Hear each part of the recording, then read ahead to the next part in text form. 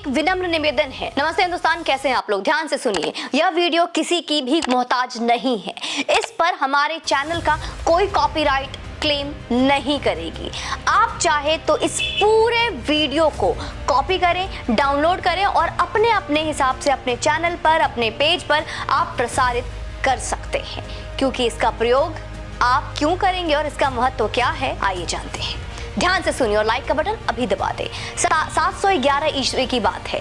अरब के पहले मुस्लिम आक्रमणकारी मोहम्मद बिन कासिम, ये नाम सुना होगा आप लोगों ने। मोहम्मद बिन कासिम के आतंकवादियों ने मुल्तान विजय के बाद एक विशेष संप्रदाय हिंदू के ऊपर गांव शहरों में भीषण रक्तपात मचाया था। वीडियो को अंत तक अवश्य देखिएगा, क्योंकि इतिहास के एक बहुत ही महत्वपूर्ण पन्ने को पलटने जा रही हूं मैं। उस वक्त हजारों स्त्रियों की छातियां नोच डाली गई। इसी कारण अपनी लाज बचाने के लिए हजारों सनातनी किशोरियां अपने शील की रक्षा के लिए कुएं, तालाब में खुद ही जाके डूब मरी। लगभग सभी युवाओं को या तो मार डाला गया या गुलाम बना लिया गया, और उन्हें गुलाम बनाकर उनसे क्या नहीं कराया गया, मैं इस बारे में आपको विस्तार में बता भी नहीं सकती, शब्द कम पड़ जाएंगे। भारतीय सैनिकों ने ऐसी बर्बरता पहली बार देखी थी। एक बालक तक्षक के पिता कासिम की सेना के साथ हुए युद्ध में वीरगति को प्राप्त हो चुके थे। लुटेरी अरब सेना जब तक्षक के गांव में पहुंची, अब ध्यान से सुनिए कि फिर क्या हुआ। जब तक्षक के गांव में सेना वहां पहुंची तो हाहाकार मच चुका था। पूरी तरफ सिर्फ हाहाकार मचा हुआ था। स्त्रियों को घरों से खींच कर उनकी आबरू, उनके देह को लूटे जाने लगे। भय से आक्रांत तक्षक के घर में भी सब चिल्ला उठे।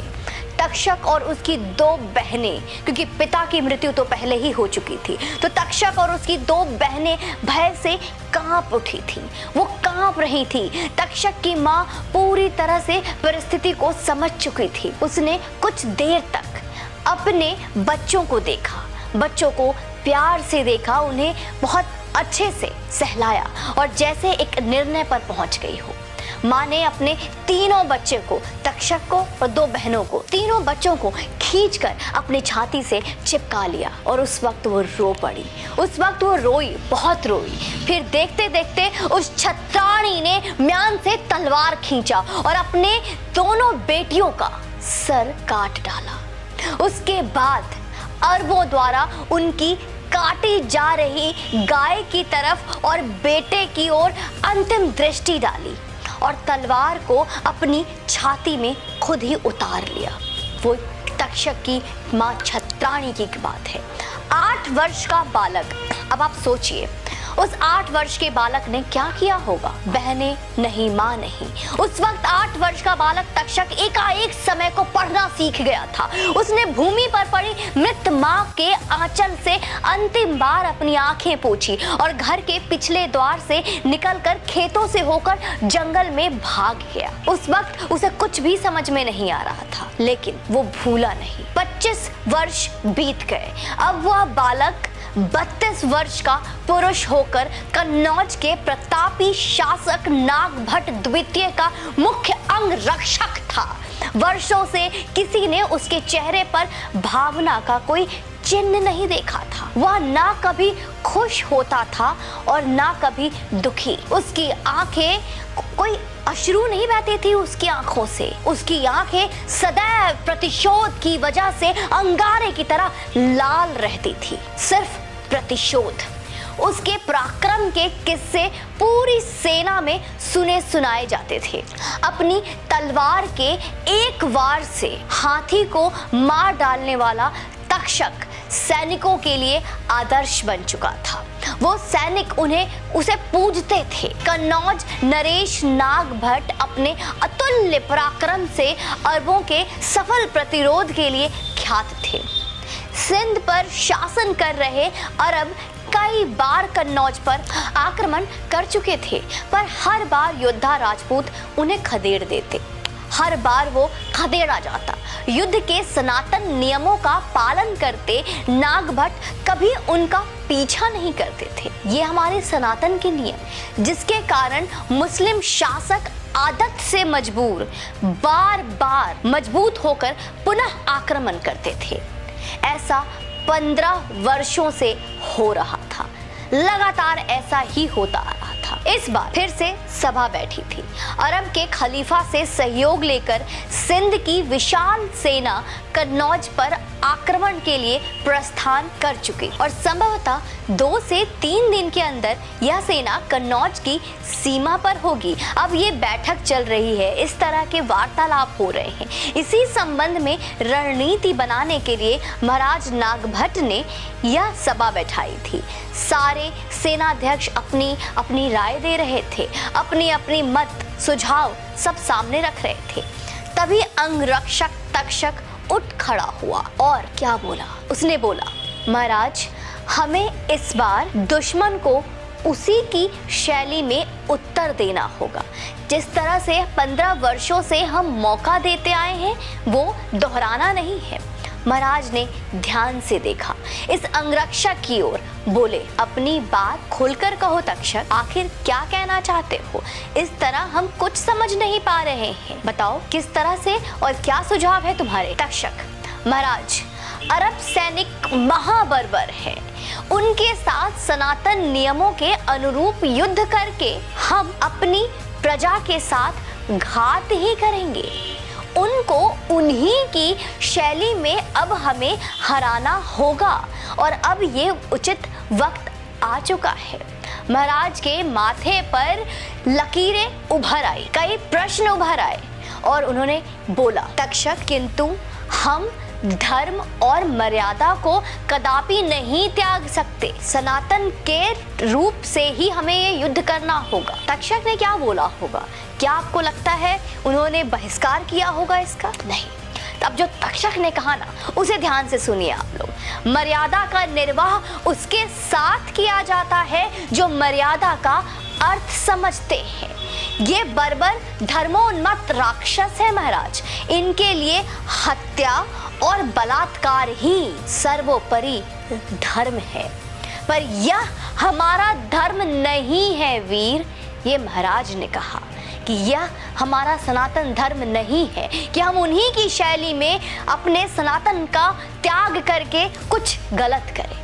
राजा का केवल एक ही धर्म होता है महाराज, और वह है प्रजा की रक्षा। तक्षक की बातें, और वह है प्रजा की रक्षा। देवल और मुल्तान का युद्ध याद करें महाराज, जब कासिम की सेना ने दाहिर को पराजित करने के पश्चात प्रजा पर कितना अत्याचार किया था। कल्पना कीजिए, ईश्वर न करे यदि हम पराजित हुए तो बर्बर अत्याचारी अरब हमारी स्त्रियों, बच्चों और निरीह प्रजा के साथ कैसा व्यवहार करेंगे। यह आप भली भांति जानते हैं महाराज कि वो किस तरह का अत्याचार करते हैं और क्या कर सकते हैं। महाराज ने एक बार पूरी सभा की ओर निहारा। सबका मौन तक्षक के तर्कों से सहमत दिख रहा था। सब यही चाहते थे।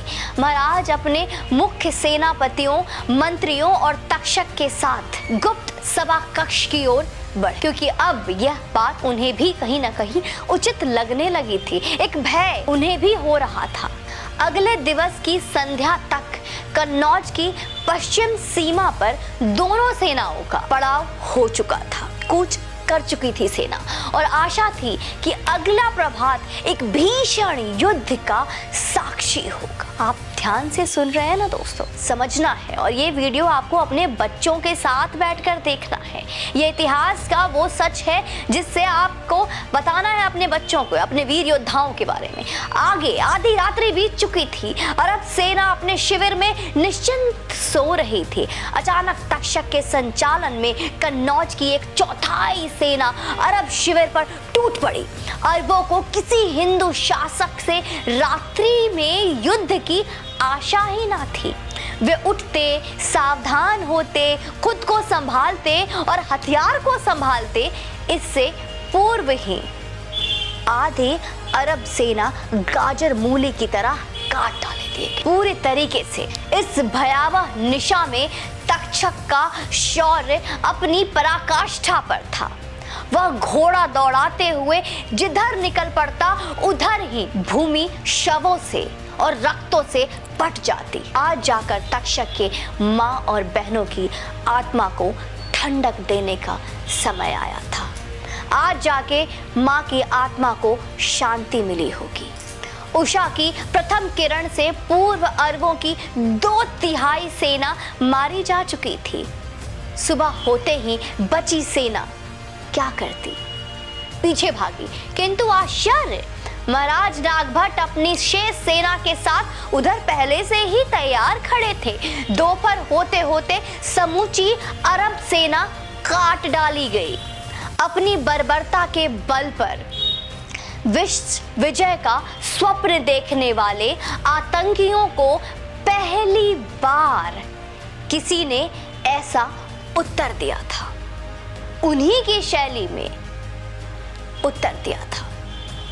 विजय के बाद महाराज ने अपने सभी सेना नायकों की ओर देखा। उनमें तक्षक का कहीं पता नहीं था। तक्षक कहीं दूर दूर तक भी नहीं दिख रहा था। सैनिकों ने युद्ध भूमि में तक्षक की खोज प्रारंभ की कि आखिर तक्षक गया कहाँ। क्या देखा? तो देखा लगभग 1000 अरब सैनिकों के शव के बीच तक्षक की मृत देह दमक रही थी। उसे शीघ्र उठाकर महाराज के पास लाया गया। कुछ क्षण तक इस अद्भुत योद्धा की ओर सब चुपचाप देखते रहे और चुपचाप देखने के पश्चात महाराज नागभट्ट आगे बढ़े और तक्षक के चरणों में, महाराज स्वयं तक्षक के चरणों में अपनी तलवार रखकर उसके मृत देह को महाराज ने प्रणाम किया, नमन किया। युद्ध के पश्चात युद्ध भूमि में पसरी नीरवता के में भारत का वो महान सम्राट गरज उठा। रूह कांप उठी ना। आप आर्यव्रत की वीरता के शिखर थे तक्षक, ये सब ने एक साथ बोला। आप आर्यव्रत के वीरता के शिखर थे तक्षक। भारत ने अब तक मातृभूमि की रक्षा में प्राण न्यौछावर करना सीखा था। आपने तो मातृभूमि के लिए प्राण लेना भी सिखा दिया। भारत युगों युगों तक आपका आभारी रहेगा, आपका नमन करेगा। इतिहास साक्षी है मेरे दोस्तों, इतिहास साक्षी है। इस युद्ध के बाद अगले 3 शताब्दियों तक अरबों की भारत की तरफ आंखें उठाकर भी देखने की हिम्मत नहीं हो सकी। वो हिम्मत जुटा ही नहीं पाए। दोस्तों, भारत के इतिहास की यह अति गौरवशाली कथा उच्च कोटि के वीरता की प्रमाण ही है, जिसे हम अपने आने वाली पीढ़ियों को अवगत कराने की है हमें अब आवश्यकता है और उनके मस्तिष्क में आत्मसात कराने की आवश्यकता है एवं इसी इतिहास का एक महत्वपूर्ण पाठ बनाकर आप विद्यालय में पाठ्यक्रम में पढ़ाएंगे, इसका उम्मीद मत रखिए, लेकिन इसको एक महत्वपूर्ण पाठ बनाकर आप स्वयं अपने बच्चों को आप खुद पढ़ा सकते हैं, क्योंकि इसकी अब बहुत जरूरत है। तो क्या आप मेरे साथ ऐसा मिलकर करेंगे? क्या आप अपने आने वाले भविष्य को इस वीर गाथा के बारे में बताएंगे, इस अतीत के बारे में बताएंगे, इस गौरवशाली तक्षक के बारे में, एक बहादुर तक्षक के बारे में? कौन था तक्षक, बताएंगे? कमेंट सेक्शन में मुझे जरूर बताइएगा। वीडियो को शेयर आप अवश्य करेंगे, मुझे कहने की जरूरत नहीं। और यूं ही चैनल पे बने रहें और भी इतिहास के पन्नों को पलट कर एक ऐसी वीर गाथाओं को हम आपके सामने लाते रहेंगे जिससे हमें अभी तक अवगत नहीं कराया गया। यूं ही चैनल पे बने रहें, अपना भरपूर सपोर्ट देते रहें। जय हिंद, वंदे मातरम।